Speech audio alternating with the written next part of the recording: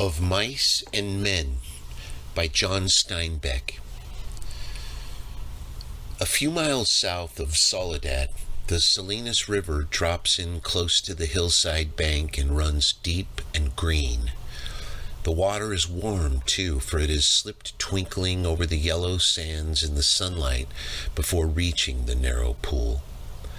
On one side of the river, the golden foothill slopes curve up to the strong and rocky Gabilan Mountains. But on the valley side, the water is lined with trees, willows, fresh and green with every spring, carrying in their lower leaf junctures the debris of the winter's flooding, and sycamores with mottled white recumbent limbs and branches that arc over the pool.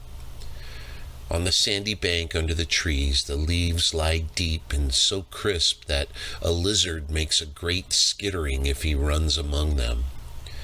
Rabbits come out of the brush to sit on the sand in the evening, and the damp flats are covered with the night tracks of coons, and with the spread pads of dogs from the ranches, and with the split wedge tracks of deer that come to drink in the dark. There is a path through the willows and among the sycamores, a path beaten hard by boys coming down from the ranches to swim in the deep pool, and beaten hard by tramps who come wearily down from the highway in the evening to jungle up near water. In front of the low horizontal limb of a giant sycamore, there is an ash pile made of many fires. The limb is worn smooth by men who have sat on it.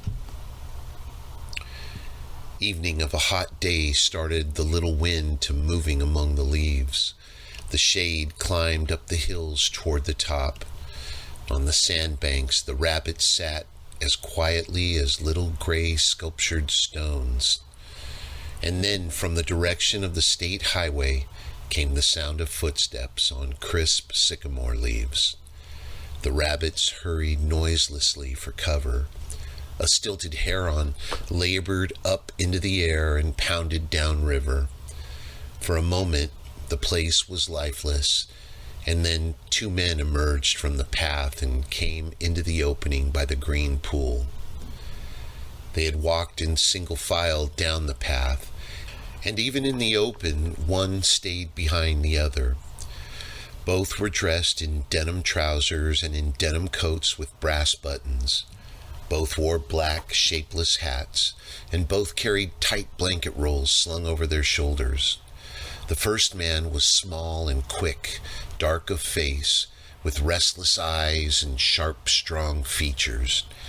Every part of him was defined: small, strong hands, slender arms, a thin and bony nose. Behind him walked his opposite, a huge man, shapeless of face, with large pale eyes and wide sloping shoulders, and he walked heavily, dragging his feet a little, the way a bear drags his paws. His arms did not swing at his sides, but hung loosely. The first man stopped short in the clearing, and the follower nearly ran over him. He took off his hat and wiped the sweatband with the forefinger and snapped the moisture off.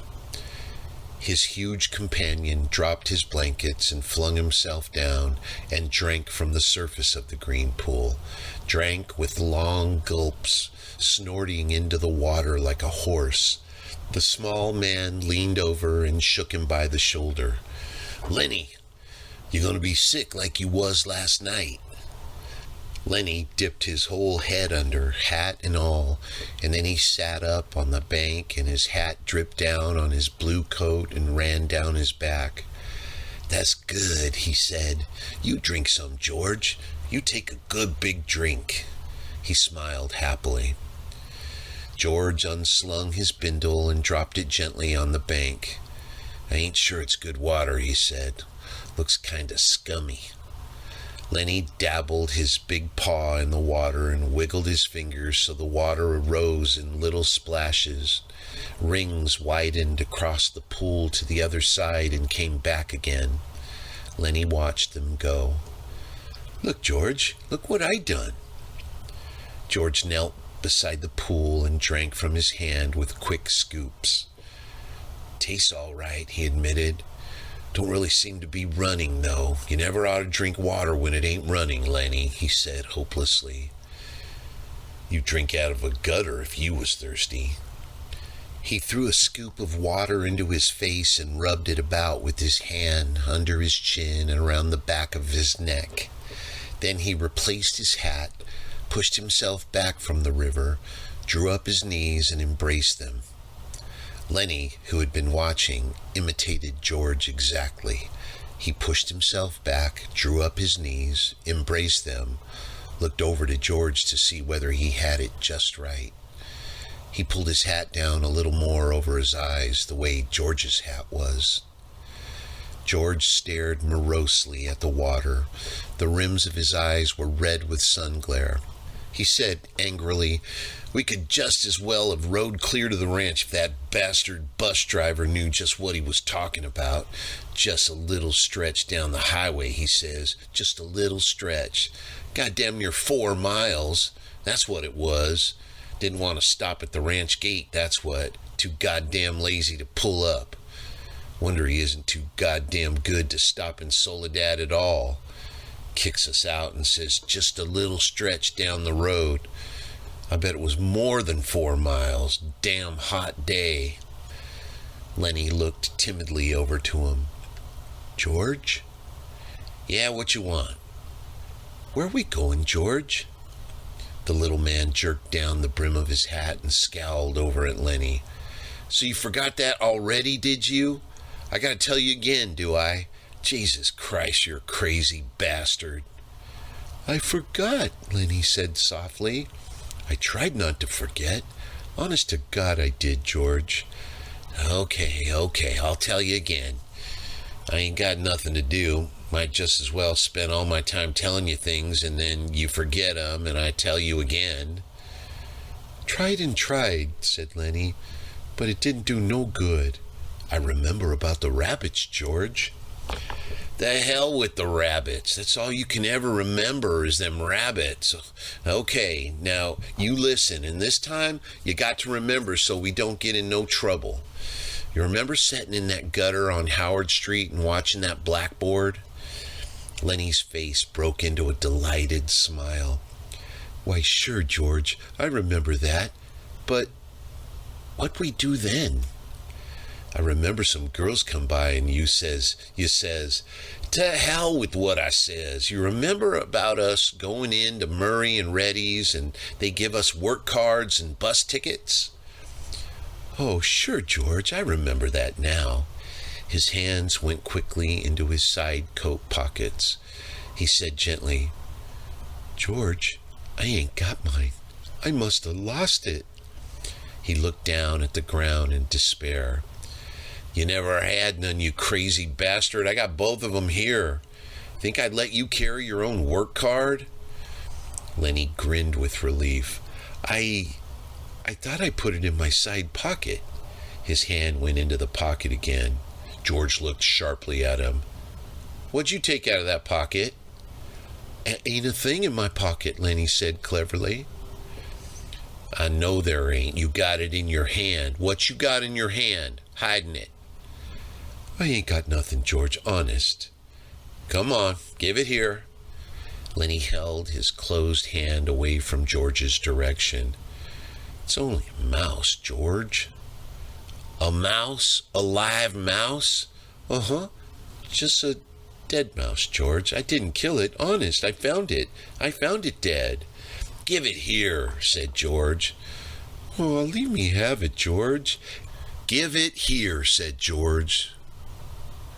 Lennie's closed hand slowly obeyed. George took the mouse and threw it across the pool to the other side among the brush. "What you want of a dead mouse anyways?" "I could pet it with my thumb while we walked along," said Lennie. "Well, you ain't petting no mice while you walk with me. You remember where we're going now?" Lennie looked startled and then, in embarrassment, hid his face against his knees. "I forgot again." "Jesus Christ," George said resignedly. "Well, look, We're going to work on a ranch like the one where we come from up north. Up north? In Weed. Oh, sure, I remember. In Weed. The ranch we're going to is right down there, about a quarter mile. We're going to go in and see the boss. Now, look, I'll give him the work tickets, but you ain't going to say a word. You just stand there and don't say nothing. If he finds out what a crazy bastard you are, we won't get no job. But if he sees you work before he hears you talk, we're set. You got that? Sure, George. Sure, I got it. Okay, now when we go in to see the boss, what you gonna do? Lennie thought. His face grew tight with thought. I ain't gonna say nothing, just gonna stand there. Good boy, that's swell. You say that over 2-3 times so you sure won't forget it. Lennie droned to himself softly. I ain't gonna say nothing. I ain't gonna say nothing. I ain't gonna say nothing. Okay, said George, and you ain't gonna do no bad things like you done in Weed, neither. Lennie looked puzzled. Like I done in Weed? Oh, so you forgot that too, did ya? Well, I ain't gonna remind ya. Fear you'd do it again. A light of understanding broke on Lennie's face. They run us out of Weed, he exploded triumphantly. Run us out, hell, said George disgustedly. We run. They was looking for us, but they didn't catch us. Lennie giggled happily. I didn't forget that, you bet. George lay back on the sand and crossed his hands under his head, and Lennie imitated him, raising his head to see whether he was doing it right. God, you're a lot of trouble, said George. I could get along so easy and so nice if I didn't have you on my tail. I could live so easy and maybe have a girl. For a moment, Lennie lay quiet, and then he said hopefully, we gotta work on a ranch, George. All right, you got that, but we're gonna sleep here because I got a reason. The day was going fast now. Only the tops of the Gavilan Mountains flamed with the light of the sun that had gone from the valley. A water snake slipped along on the pool, its head up like a little periscope. The reeds jerked slightly in the current. Far off toward the highway, a man shouted something, and another man shouted back. The sycamore limbs rustled under a little wind that died immediately. George, why ain't we going on to the ranch and get some supper? They got supper at the ranch. George rolled on his side. No reason at all for you. I like it here. Tomorrow we're going to go to work. I seen thrashing machines on the way down. That means we'll be bucking grain bags, busting a gut. Tonight I'm going to lay right here and look up. I like it. Lennie got up on his knees and looked down at George. Ain't we gonna have no supper? Sure we are. If you gather up some dead willow sticks, I got 3 cans of beans in my bindle. You get a fire ready. I'll give you a match when you get the sticks together. Then we'll heat the beans and have supper. Lennie said, I like beans with ketchup. Well, we ain't got no ketchup. You go get wood and don't you fool around. It'll be dark before long. Lennie lumbered to his feet and disappeared in the brush. George lay where he was and whistled softly to himself. There were sounds of splashings down the river in the direction Lennie had taken. George stopped whistling and listened. Poor bastard, he said softly, and then went on whistling again. In a moment, Lennie came crashing back through the brush. He carried one small willow stick in his hand. George sat up. All right, he said brusquely. Give me that mouse. But Lennie made an elaborate pantomime of innocence. What mouse, George? I ain't got no mouse. George held out his hand. Come on, give it to me. You ain't putting nothing over. Lennie hesitated, backed away, looked wildly at the brush line as though he contemplated running for his freedom. George said coldly, You gonna give me that mouse, or do I have to sock you? Give you what, George? You know goddamn well what. I want that mouse. Lennie reluctantly reached into his pocket. His voice broke a little. I don't know why I can't keep it. It ain't nobody's mouse. I didn't steal it. I found it lying right beside the road. George's hand remained outstretched imperiously. Slowly, like a terrier who doesn't want to bring a ball to its master, Lennie approached, drew back, approached again. George snapped his fingers sharply, and at the sound, Lennie laid the mouse in his hand. I wasn't doing nothing bad with it, George, just stroking it. George stood up and threw the mouse as far as he could into the darkening brush, and then he stepped to the pool and washed his hands. You crazy fool. Don't you think I could see your feet was wet when you went across the river to get it? He heard Lennie's whimpering cry and wheeled about.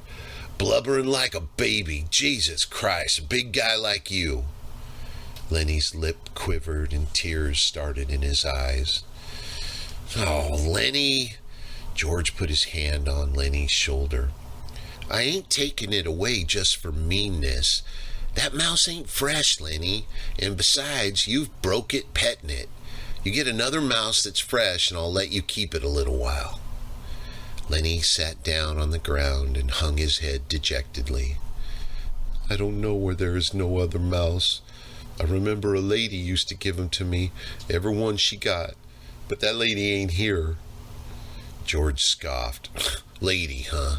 Don't even remember who that lady was. That was your own Aunt Clara, and she stopped giving 'em to you. You always killed 'em. Lennie looked sadly up at him. They was so little, he said apologetically. I'd pet them, and pretty soon they bit my fingers, and I pinched their heads a little, and then they was dead, because they was so little.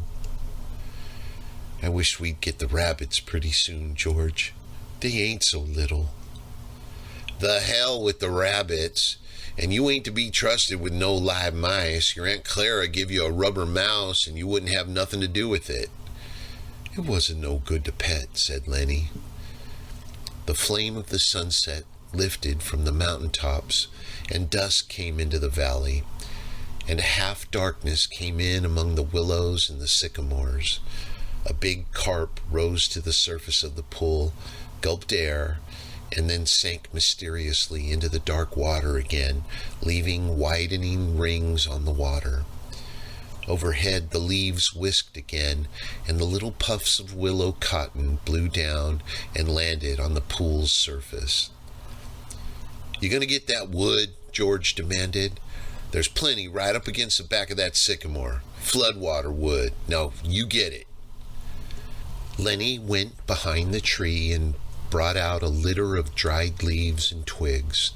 He threw them in a heap on the old ash pile and went back for more and more. It was almost night now. A dove's wings whistled over the water. George walked to the fire pile and lighted the dry leaves. The flame cracked up among the twigs and fell to work. George undid his bindle and brought out 3 cans of beans. He stood them about the fire, close in against the blaze, but not quite touching the flame. There's enough beans for 4 men, George said. Lennie watched him from over the fire. He said patiently, I like 'em with ketchup. Well, we ain't got any, George exploded. Whatever we ain't got, that's what you want. God almighty, if I was alone, I could live so easy. I could go get a job and work and no trouble, no mess at all. And when the end of the month come, I could take my $50 and go into town and get whatever I want. Why, I could stay in a cat house all night. I could eat any place I want, hotel or any place, and order any damn thing I could think of. And I could do all that every damn month. Get a gallon of whiskey, or sit in a pool room and play cards or shoot pool. Lennie knelt and looked over the fire at the angry George, and Lennie's face was drawn with terror. And what I got, George went on furiously, I got you. You can't keep a job and you lose me every job I get. Just keep shoving all over the country all the time. And that ain't the worst. You get in trouble, you do bad things, and I got to get you out. His voice rose nearly to a shout. You crazy son of a bitch. You keep me in hot water all the time. He took on the elaborate manner of little girls when they are mimicking one another. Just wanted to feel that girl's dress. Just wanted to pet it like it was a mouse. Well, how the hell did she know you just wanted to feel her dress? She jerks back and you hold on like it was a mouse. She yells and we got to hide in an irrigation ditch all day with guys looking for us. And we got to sneak out in the dark and get out of the country. All the time, something like that. All the time. I wished I could put you in a cage with about 1,000,000 mice and let you have fun. His anger left him suddenly. He looked across the fire at Lennie's anguished face, and then he looked ashamedly at the flames. It was quite dark now, but the fire lighted the trunks of the trees and the curving branches overhead. Lennie crawled slowly and cautiously around the fire until he was close to George. He sat back on his heels. George turned the bean cans so that another side faced the fire.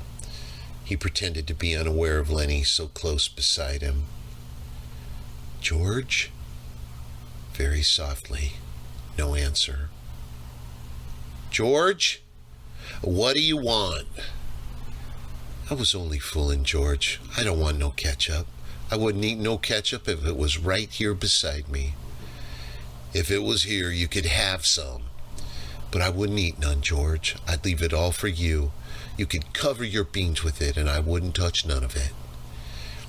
George still stared morosely at the fire. "When I think of the swell time I could have without you, I go nuts.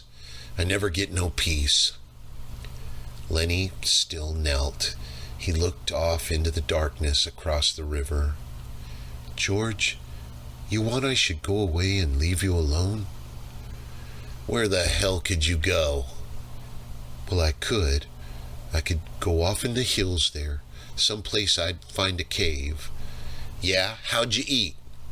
You ain't got no sense enough to find nothing to eat." "I'd find things, George. I don't need no nice food with ketchup. I'd lay out in the sun and nobody'd hurt me. And if I found a mouse, I could keep it. Nobody'd take it away from me." George looked quickly and searchingly at him. "I've been mean, ain't I?" "If you don't want me, I can go off in the hills and find a cave. I can go away any time."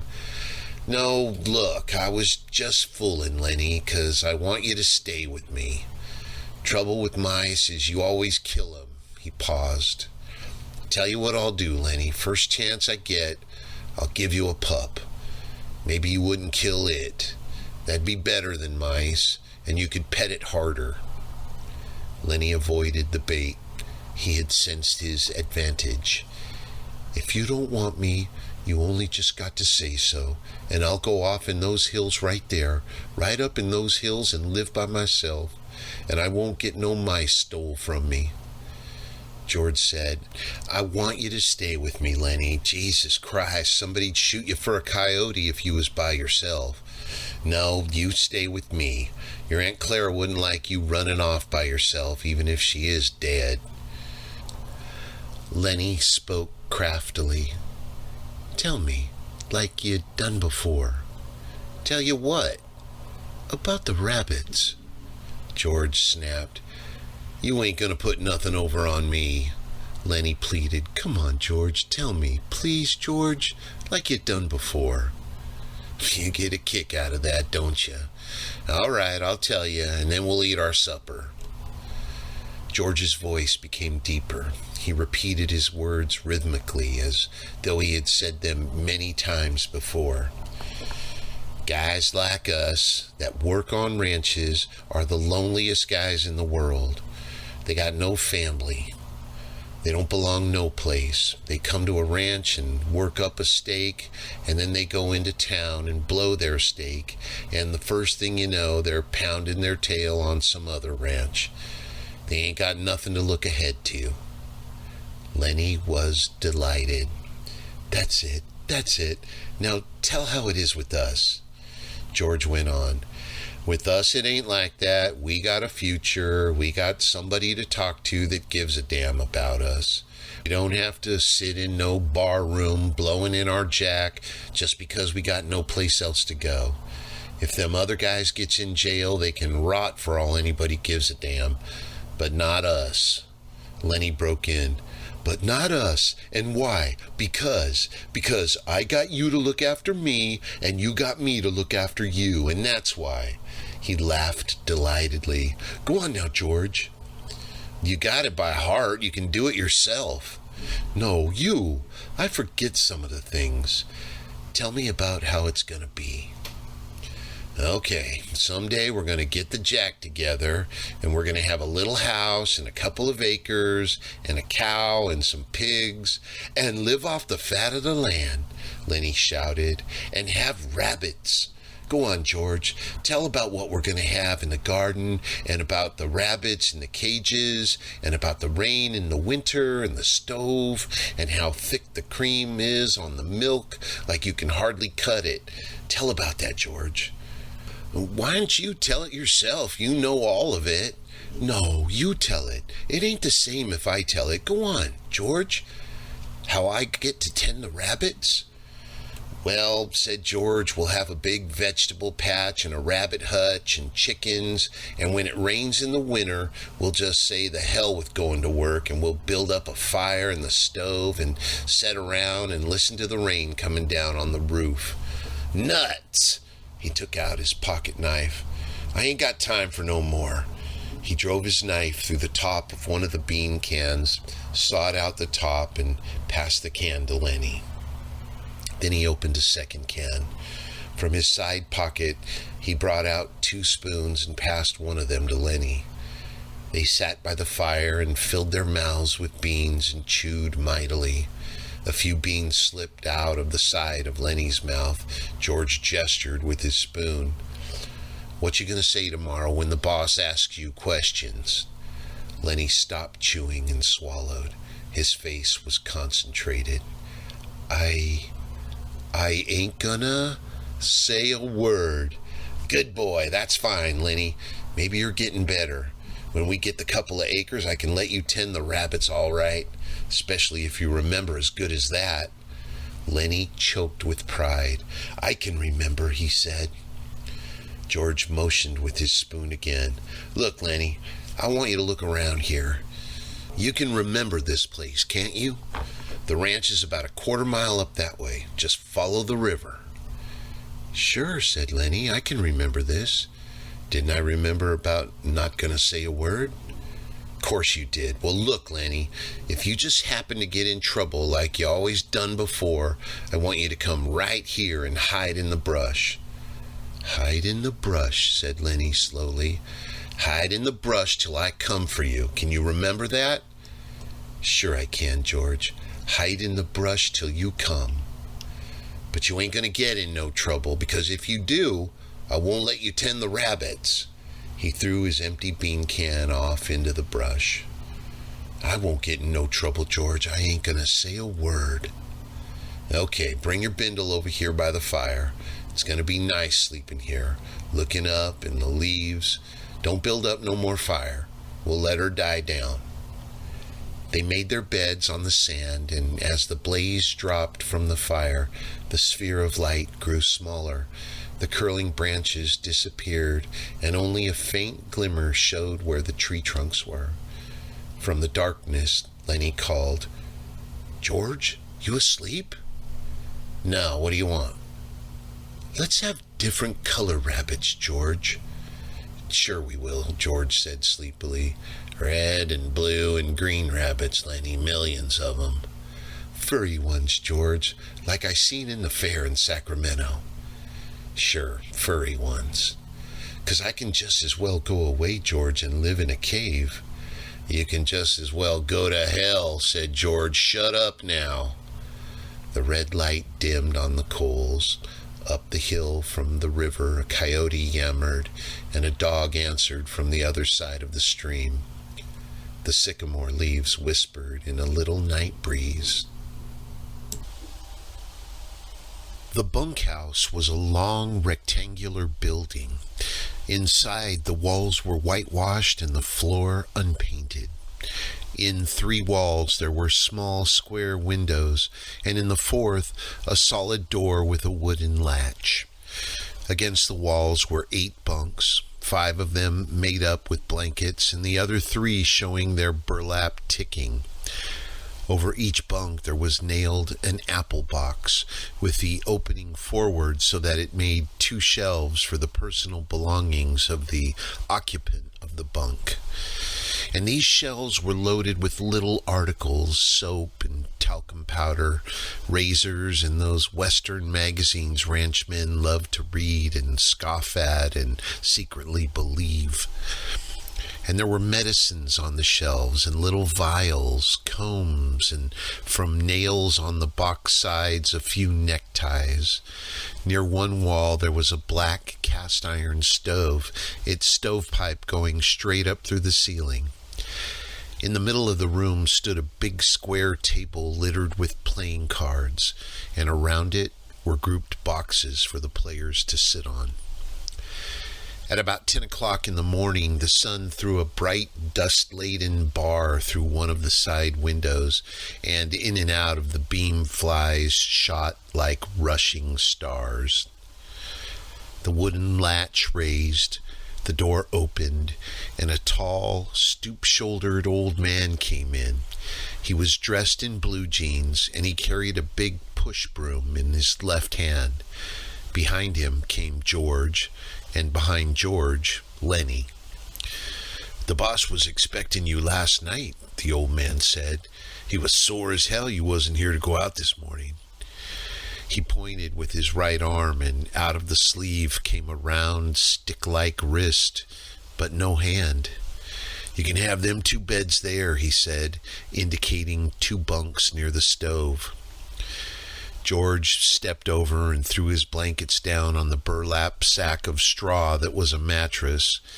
He looked into his box shelf and then picked a small yellow can from it. "Say, what the hell's this?" "I don't know," said the old man. "It says positively kills lice, roaches, and other scourges. What the hell kind of bed you giving us anyways? We don't want no pants rabbits." The old swamper shifted his broom and held it between his elbow and his side while he held out his hand for the can. He studied the label carefully. "Tell you what," he said finally, "that last guy that had this bed was a blacksmith, hell of a nice fella, and as clean a guy as you want to meet, used to wash his hands even after he ate." "Then how come he got graybacks?" George was working up a slow anger. Lennie put his bindle on the neighboring bunk and sat down. He watched George with open mouth. "Tell you what," said the old swamper, "this here blacksmith named Whitey was the kind of guy that would put that stuff around even if there wasn't no bugs, just to make sure, see? Tell you what he used to do at meals, he'd peel his boiled potatoes and he'd take out every little spot, no matter what kind, before he'd eat it. And if there was a red splotch on an egg, he'd scrape it off. Finally quit about the food. That's the kind of guy he was, clean. Used to dress up Sundays even when he wasn't going no place, put on a necktie even, and then set in the bunkhouse." "I ain't so sure," said George skeptically. "What did you say he quit for?" The old man put the yellow can in his pocket, and he rubbed his bristly white whiskers with his knuckles. "Why, he just quit. The way a guy will. Says it was the food. Just wanted to move. Didn't give no other reason but the food. Just says, 'Give me my time,' one night, the way any guy would." George lifted his tick and looked beneath it. He leaned over and inspected the sacking closely. Immediately, Lennie got up and did the same with his bed. Finally, George seemed satisfied. He unrolled his bindle and put things on the shelf, his razor and a bar of soap, his comb and a bottle of pills, his liniment and leather wristband. Then he made his bed up neatly with blankets. The old man said, "I guess the boss will be out here in a minute. He was sure burned when you wasn't here this morning. Come right in when we was eating breakfast and says, 'Where the hell's them new men?' And he give the stable buck hell, too." George patted a wrinkle out of his bed and sat down. "Give the stable buck hell?" he asked. "Sure. You see, the stable buck's a N-word." "N-word, huh?" "Yeah. Nice fellow, too. Got a crooked back where a horse kicked him. The boss gives him hell when he's mad. But the stable buck don't give a damn about that. He reads a lot, got books in his room." "What kind of a guy is the boss?" George asked. "Well, he's a pretty nice fella. Gets pretty mad sometimes, but he's pretty nice. Tell you what, know what he done Christmas? Bring a gallon of whiskey right in here and says, 'Drink hearty, boys. Christmas comes but once a year.'" "The hell he did. Whole gallon?" "Yes, sir. Jesus, we had fun. They let the N-word come in that night. Little Skinner named Smitty took after the N-word. Done pretty good, too. The guys wouldn't let him use his feet, so the N-word got him. If he could have used his feet, Smitty says he would have killed the N-word. The guys said on account of the N-word's got a crooked back, Smitty can't use his feet." He paused in relish of the memory. "After that, the guys went into Soledad and raised hell. I didn't go in there. I ain't got the poop no more." Lennie was just finishing making his bed. The wooden latch raised again, and the door opened. A little, stocky man stood in the open doorway. He wore blue jean trousers, a flannel shirt, a black unbuttoned vest, and a black coat. His thumbs were stuck in his belt on each side of a square steel buckle. On his head was a soiled brown Stetson hat, and he wore high-heeled boots and spurs to prove that he was not a laboring man. The old swamper looked quickly at him, and then shuffled to the door, rubbing his whiskers with his knuckles as he went. "Them guys just come," he said, and shuffled past the boss and out the door. The boss stepped into the room with the short, quick steps of a fat-legged man. "I wrote Murray and Reddy I wanted 2 men this morning. You got your work slips?" George reached into his pocket and produced the slips and handed them to the boss.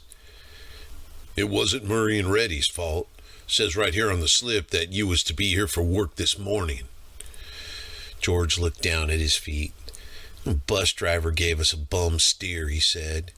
"We had to walk 10 miles. Says we was here when we wasn't. We couldn't get no rides in the morning."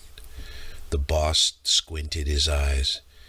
"Well, I had to send out the grain team short 2 buckers. Won't do any good to go out now till after dinner."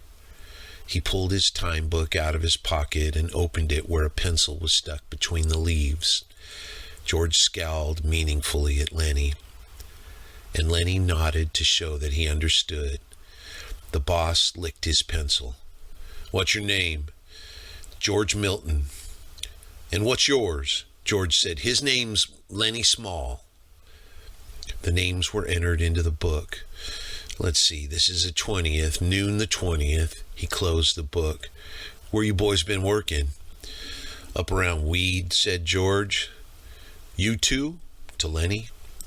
"Yeah, him too," said George. The boss pointed a playful finger at Lennie. "He ain't much of a talker, is he?" "No, he ain't, but he's sure a hell of a good worker, strong as a bull." Lennie smiled to himself. "Strong as a bull," he repeated. George scowled at him, and Lennie dropped his head in shame at having forgotten. The boss said suddenly, "Listen, Small." Lennie raised his head. "What can you do?" In a panic, Lennie looked at George for help. He can do anything you tell him, said George. He's a good skinner. He can wrestle grain bags, drive a cultivator. He can do anything. Just give him a try. The boss turned on George. Then why don't you let him answer? What are you trying to put over? Oh, I ain't saying he's bright. He ain't. But I say he's a goddamn good worker. He can put up a 400-pound bale. The boss deliberately put the little book in his pocket. He hooked his thumbs in his belt and squinted one eye nearly closed. Say, what you selling? Huh? I said, what stake you got in this guy? You taking his pay away from him? No, of course I ain't. What, you think I'm selling him out? Well, I never seen one guy take so much trouble for another guy. I'd just like to know what your interest is. George said, he's my cousin. I told his old lady I'd take care of him. He got kicked in the head by a horse when he was a kid. He's all right, just ain't bright. But he can do anything you tell him. The boss turned half away. Well, God knows he don't need no brains to buck barley bags. But don't you try to put nothing over, Milton. I got my eye on you. Why'd you quit in weed? Job was done, said George promptly. What kind of job? We was digging a cesspool. All right. Don't try to put nothing over, 'cause you can't get away with nothing. I've seen wise guys before. Go on out with the green teams after dinner. They're picking up barley at the threshing machine. Go out with Slim's team. Slim? Yeah, big tall skinner. You'll see him at dinner. He turned abruptly and went to the door, but before he went out, he turned and looked for a long moment at the two men. When the sound of his footsteps had died away, George turned on Lennie. So you wasn't going to say a word. You was going to leave your big flapper shut and leave me do the talking. Damn near lost us the job. Lennie stared hopelessly at his hands.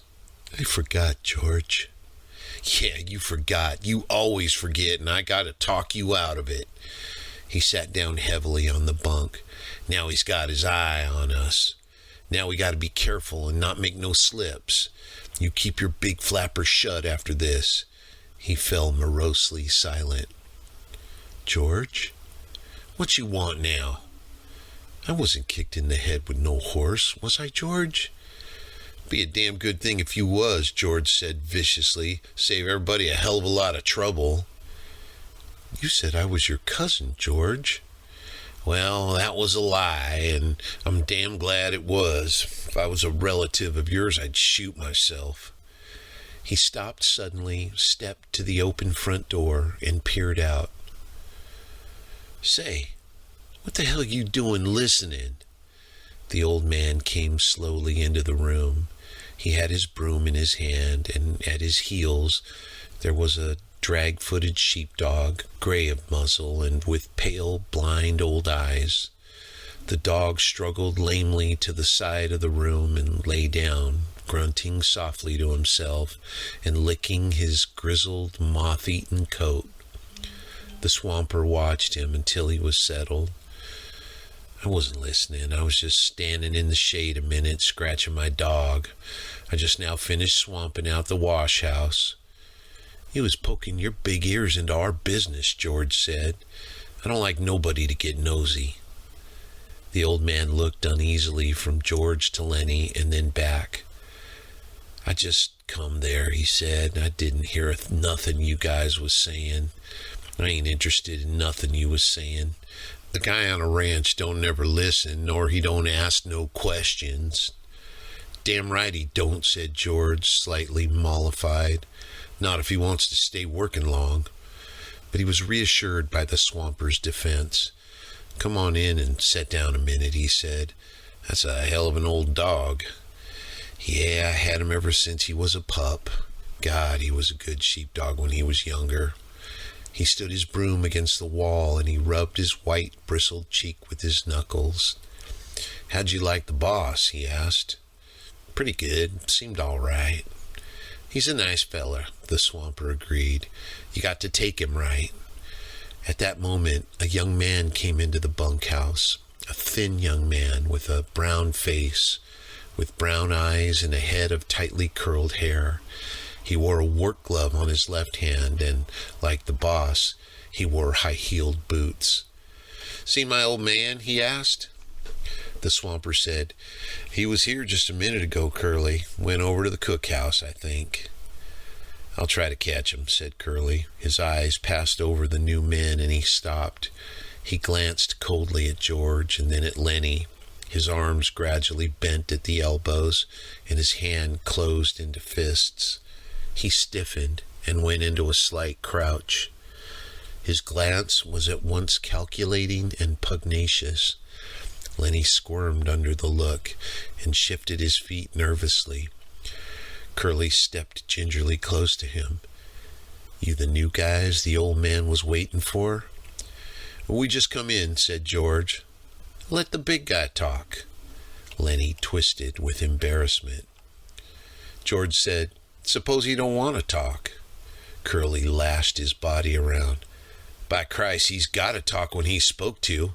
What the hell are you getting into it for?" "We travel together," said George coldly. "Oh, so it's that way." George was tense and motionless. "Yeah, it's that way." Lennie was looking helplessly to George for instruction. "And you won't let the big guy talk, is that it?" "He can talk if he wants to tell you anything." He nodded slightly to Lennie. "We just come in," said Lennie softly. Curly stared levelly at him. "Well, next time you answer when you're spoke to." He turned toward the door and walked out, and his elbows were still bent out a little. George watched him go, and then he turned back to the swamper. "Say, what the hell's he got on his shoulder? Lennie didn't do nothing to him." The old man looked cautiously at the door to make sure no one was listening. "That's the boss's son," he said quietly. "Curly's pretty handy. He done quite a bit in the ring. He's a lightweight, and he's handy." "Well, let him be handy," said George. "He don't have to take after Lennie. Lennie didn't do nothing to him. What's he got against Lennie?" The swamper considered. "Well, tell you what, Curly's like a lot of little guys. He hates big guys. He's all the time picking scraps with big guys, kind of like he's mad at 'em because he ain't a big guy. You seen little guys like that, ain't you? Always scrappy." "Sure," said George. "I seen plenty tough little guys. But this Curly better make no mistakes about Lennie. Lennie ain't handy, but this Curly punk is going to get hurt if he messes around with Lennie." "Well, Curly's pretty handy," the swamper said skeptically. "Never did seem right to me. Suppose Curly jumps a big guy and licks him. Everybody says what a game guy Curly is. And suppose he does the same thing and gets licked. Then everybody says the big guy ought to pick somebody his own size. And maybe they gang up on the big guy. Never did seem right to me. Seems like Curly ain't giving nobody a chance." George was watching the door. He said ominously, "Well, he better watch out for Lennie. Lennie ain't no fighter, but Lennie's strong and quick, and Lennie don't know no rules." He walked to the square table and sat down on one of the boxes. He gathered some of the cards together and shuffled them. The old man sat down on another box. "Don't tell Curly I said none of this. He'd slew me. He just don't give a damn. Won't ever get canned 'cause his old man's the boss." George cut the cards and began turning them over, looking at each one and throwing it down on a pile. He said, "This guy Curly sounds like a son of a bitch to me. I don't like mean little guys."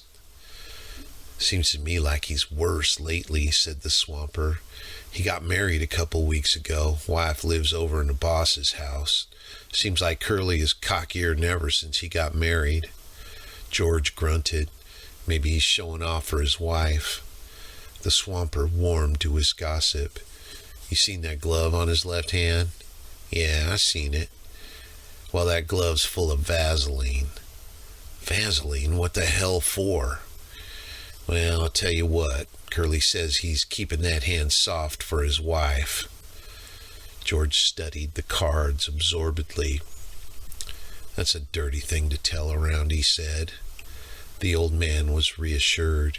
He had drawn a derogatory statement from George. He felt safe now, and he spoke more confidently. Wait till you see Curly's wife.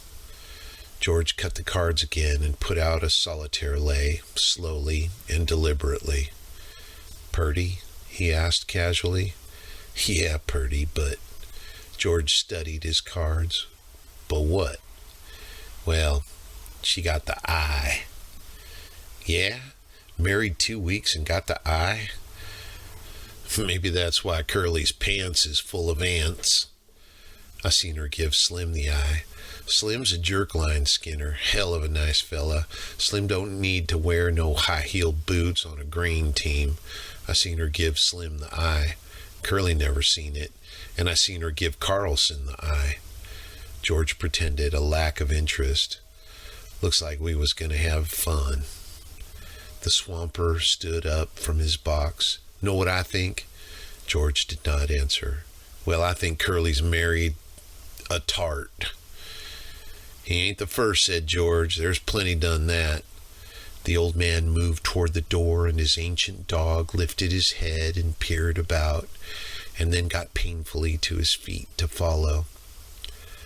I got to be setting out the wash basins for the guys. The teams'll be in before long. You guys gonna buck barley? Yeah. You won't tell Curly nothing, I said. Hell no. Well, you look her over, mister. You see if she ain't a tart.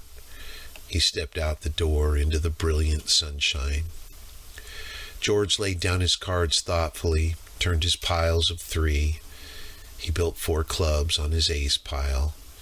The sun square was on the floor now, and the flies whipped through it like sparks. A sound of jingling harness and the croak of heavy-laden axles sounded from outside. From the distance came a clear call. Stable Buck! Oh, Stable Buck! And then, where the hell's that goddamn N-word? George stared at his solitaire lay, and then he flounced the cards together and turned around to Lennie. Lennie was lying down on the bunk watching him. Look, Lennie, this here ain't no setup. I'm scared. You're going to have trouble with that Curly guy. I seen that kind before. He was kind of feeling you out. He figures he's got you scared, and he's going to take a sock at you the first chance he gets. Lennie's eyes were frightened. I don't want no trouble, he said plaintively. Don't let him sock me, George. George got up and went over to Lennie's bunk and sat down on it. I hate that kind of bastard, he said. I seen plenty of 'em. Like the old guy says, Curly don't take no chances. He always wins. He thought for a moment. If he tangles with you, Lennie, we're going to get the can. Don't make no mistake about that. He's the boss's son. Look, Lennie, you try and keep away from him, will you? Don't never speak to him. If he comes in here, you move clear to the other side of the room. Will you do that, Lennie? I don't want no trouble, Lennie mourned. I never done nothing to him. Well, that won't do you no good if Curly wants to plug himself up for a fighter. Just don't have nothing to do with him, will you remember? Sure, George. I ain't gonna say a word. The sound of the approaching grain teams was louder. Thud of big hooves on hard ground, drag of brakes, and the jingle of trace chains. Men were calling back and forth from the teams.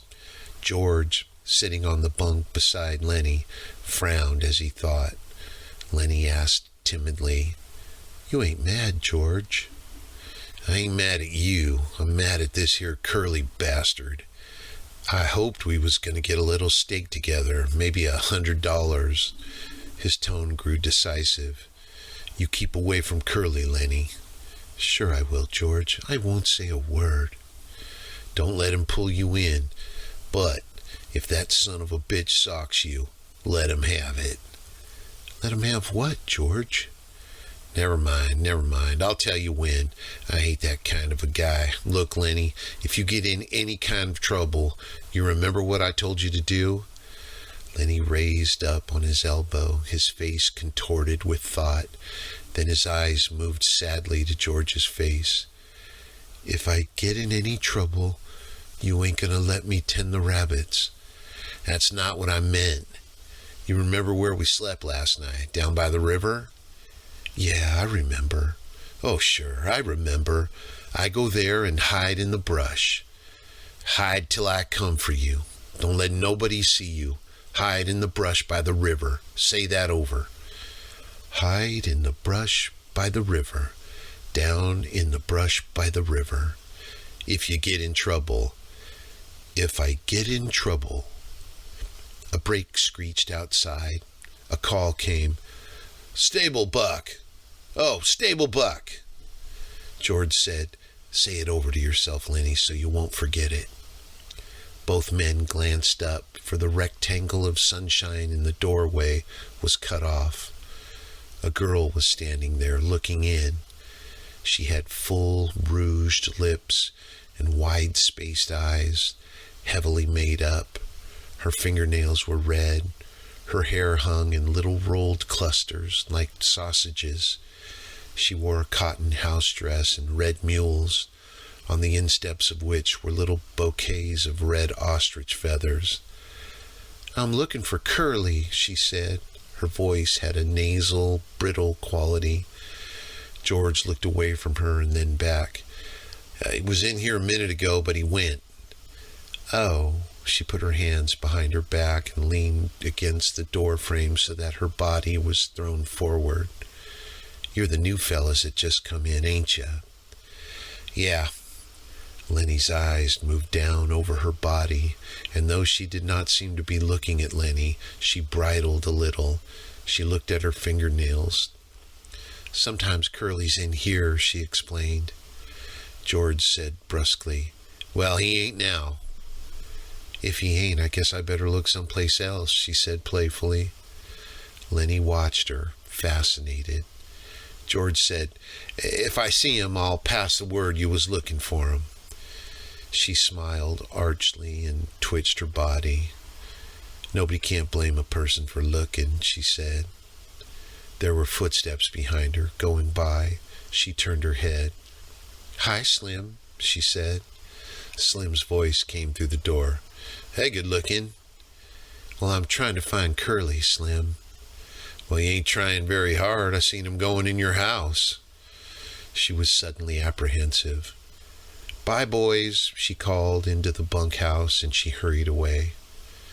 George looked around at Lennie. Jesus, what a tramp, he said. So that's what Curly picks for a wife. She's pretty, said Lennie defensively. Yeah, and she's sure hiding it. Curly got his work ahead of him. Bet she'd clear out for $20. Lennie still stared at the doorway where she had been. Gosh, she was pretty. He smiled admiringly. George looked quickly down at him, and then he took him by an ear and shook him.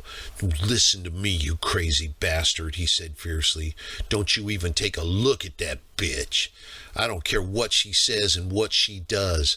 I seen 'em poison before, but I never seen no piece of jailbait worse than her.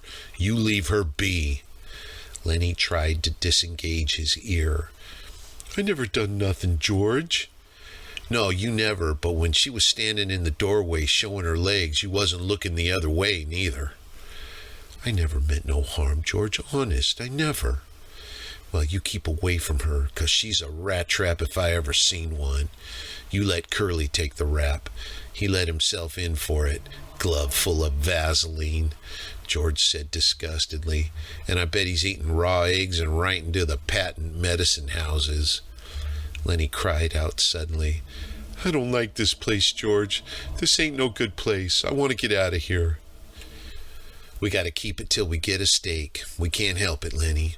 We'll get out just as soon as we can. I don't like it no better than you. He went back to the table and set out a new solitaire hand. No, I don't like it, he said. For 2 bits I'd shove out of here. If we can just get a few dollars in the poke, we'll shove off and go up the American River and pan gold. We can make maybe a couple of dollars a day there, and we might hit a pocket. Lennie leaned eagerly toward him. Let's go, George. Let's get out of here. It's mean here. We gotta stay, George said shortly. Shut up now, the guys will be coming in. From the washroom nearby came the sound of running water and rattling basins. George studied the cards. Maybe we ought to wash up, he said, but we ain't done nothing to get dirty. A tall man stood in the doorway. He held a crushed Stetson hat under his arm while he combed his long, black, damp hair straight back. Like the others, he wore blue jeans and a short denim jacket. When he had finished combing his hair, he moved into the room, and he moved with a majesty achieved only by royalty and master craftsmen. He was a jerkline skinner, the prince of the ranch, capable of driving 10, 16, even 20 mules with a single line to the leaders. He was capable of killing a fly on the wheeler's butt with a bullwhip without touching the mule. There was a gravity in his manner and a quiet so profound that all talk stopped when he spoke. His authority was so great that his word was taken on any subject, be it politics or love. This was Slim, the jerkline skinner. His hatchet face was ageless. He might have been 35 or 50. His ear heard more than was said to him, and his slow speech had overtones, not of thought, but of understanding beyond thought. His hands, large and lean, were as delicate in their action as those of a temple dancer. He smoothed out his crushed hat, creased it in the middle, and put it on. He looked kindly at the two in the bunkhouse. "It's brighter'n a bitch outside," he said gently. "Can't hardly see nothing in here. You the new guys?" "Just come," said George. "Gonna buck barley?" "That's what the boss says." Slim sat down on a box across the table from George. He studied the solitaire hand that was upside down to him. "Hope you get on my team," he said. His voice was very gentle. "I got a pair of punks on my team that don't know a barley bag from a blue ball. You guys ever bucked any barley?" "Hell yes," said George. "I ain't nothing to scream about, but that big bastard there can put up more grain alone than most pears can." Lennie, who had been following the conversation back and forth with his eyes, smiled complacently at the compliment. Slim looked approvingly at George for having given the compliment. He leaned over the table and snapped the corner of a loose card. "You guys travel around together?" His tone was friendly. It invited confidence without demanding it. "Sure," said George. "We kind of look after each other." He indicated Lennie with his thumb. "He ain't bright. Hell of a good worker, though. Hell of a nice fella, but he ain't bright. I've knew him for a long time." Slim looked through George and beyond him. "Ain't many guys travel around together," he mused. "I don't know why. Maybe everybody in the whole damn world is scared of each other." "It's a lot nicer to go around with a guy you know," said George. A powerful, big-stomached man came into the bunkhouse. His head still dripped water from the scrubbing and dousing. "Hi, Slim," he said, and then stopped and stared at George and Lennie. "These guys just come," said Slim by way of introduction. "Glad to meet you," the big man said. "My name's Carlson." "I'm George Milton. This here's Lennie Small." "Glad to meet you," Carlson said again. "He ain't very small," he chuckled softly at his joke. "Ain't small at all," he repeated. "Meant to ask you, Slim, how's your bitch? I seen she wasn't under your wagon this morning." "She slang her pups last night," said Slim. 9 of 'em. I drowned 4 of 'em right off. She couldn't feed that many. Got 5 left, huh?" "Yeah, 5. I kept the biggest." "What kind of dogs you think they're gonna be?" "I don't know," said Slim. "Some kind of shepherds, I guess.